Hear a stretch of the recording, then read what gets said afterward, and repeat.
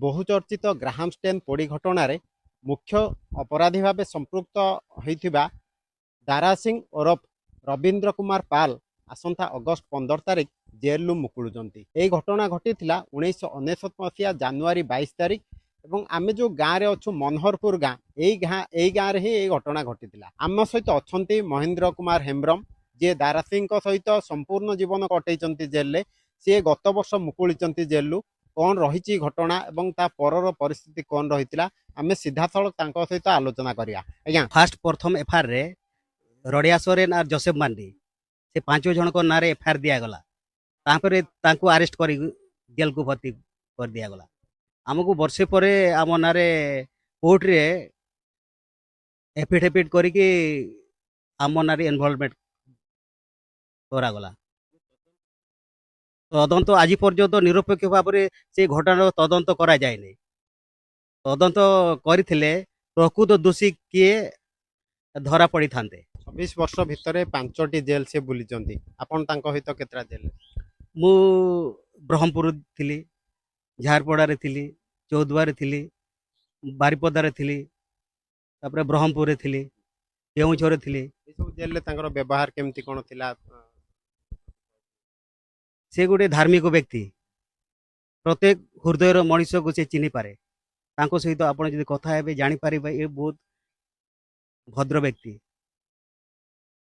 से सब गोटे स्नेह श्रद्धा भल पाए समस्त को शिक्षा दी। जेल रे रहिबा दिन ठारू मु तो झारपड़ा को आगु नेले से बारिपदारे थिले।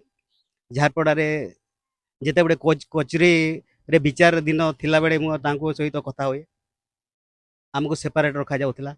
2008 मसीह से कंटिन्यूस केन्दुझर जिला जो जेल अच्छी मुख्य जेल से रही आसुचंदी एवं प्रति वर्ष प्रायतः जो कैदी मान रही तांको प्रतिनिधित्व करती तांकर केमती कैदी मान सहित व्यवहार आउ जेलर सहित केमती व्यवहार समस्त प्रशासनिक आईन व्यवस्था एवं जेल मानुआल जो रिफॉर्मेशन अच्छी से नियम अनुसार प्रत्येक बंदी माने परिचालना करती निज जीवन को। जेल रहा भितर गोटे दुख दिन आसला जो बापा मृत्यु होता से से कांदी भी पकई आप मझे कहते से दिन केमती बहुत से बेटा तो समस्त स्वाभाविक हुए जिते बड़े गोटे परिवार भितर जड़े जोड़े मुरबी देहत्याग कले समस्त दुख आसे कांद भी आसे। जिते बड़े डेथ हो गले प्रत्येक बंदी आईनगत अधिकार छाड़ापी किंतु ताको गोटे प्रति बहुत अन्याय कराई देश भितर ए काहापरी अन्याय करा जाय न। मुकुलुंट जो अगस्त 15 तारिख कौन केमती प्रस्तुति रही?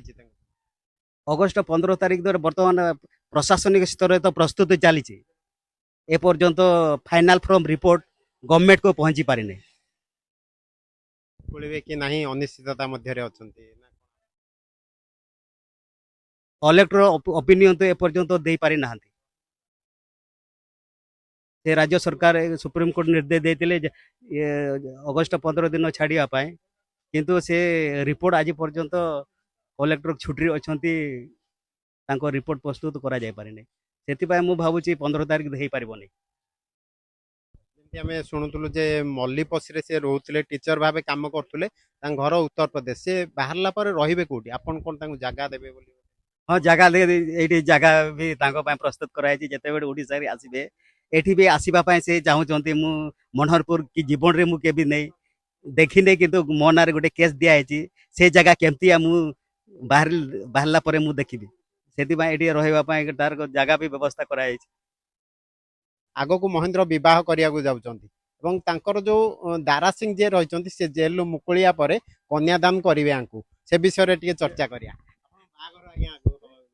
हाँ निहाती दारा हो आसिले निहाती बाघरटा निश्चय हेब आ कन्या खोजा भी आर हो जाइए दारा हो आसिले सब प्रस्तुति करा से केन्दुझर गोटे गोटे राली रे अणा जाए घटगाँ माँ तारिणी को दर्शन करेंगे आपण कहते जगन्नाथ को दर्शन करने से जीवे बोली सेटा को लेकिन कौन केमती?